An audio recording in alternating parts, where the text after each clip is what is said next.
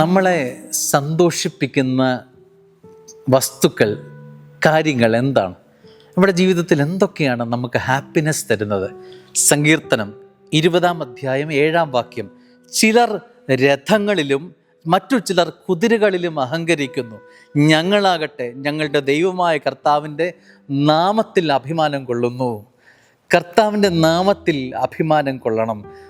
സ്നേഹമുള്ളവരെ, ഇന്ന് കുതിരകൾ, നമ്മുടെ ജീവിതത്തിൻ്റെ സൗന്ദര്യം വർദ്ധിപ്പിക്കുന്ന വിഷയങ്ങൾ, ഈ അടിച്ചുപൊളി കാര്യങ്ങൾ, ശബ്ദകോലാഹലങ്ങൾ, ബഹളങ്ങളിൽ, വലിയ വലിയ വലിയ കാര്യങ്ങളിലൊക്കെ നമ്മുടെ ശ്രദ്ധയും നമ്മുടെ സന്തോഷങ്ങളുമൊക്കെ നങ്കൂരമിടുമ്പോൾ, സ്നേഹമുള്ളവരെ, ഇവിടെ ഒരുവൻ വ്യത്യസ്തനാവുകയാണ്. കർത്താവിൻ്റെ നാമത്തിലാണ് സങ്കീർത്തകൻ അഭയം കൊള്ളുന്നത്.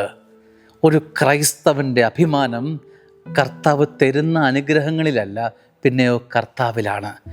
ഈ കൊട്ടിഘോഷിക്കുന്ന എല്ലാ അനുഗ്രഹങ്ങളും തന്നത് കർത്താവാണ്. ഈ ബലങ്ങളെല്ലാം നിനക്ക് ചുറ്റും വെച്ചു പിടിപ്പിച്ചത് കർത്താവാണ്. കർത്താവ് അറിയാതെ ഒരു ജീവിതത്തിൽ ഒന്നും സംഭവിക്കുന്നില്ല.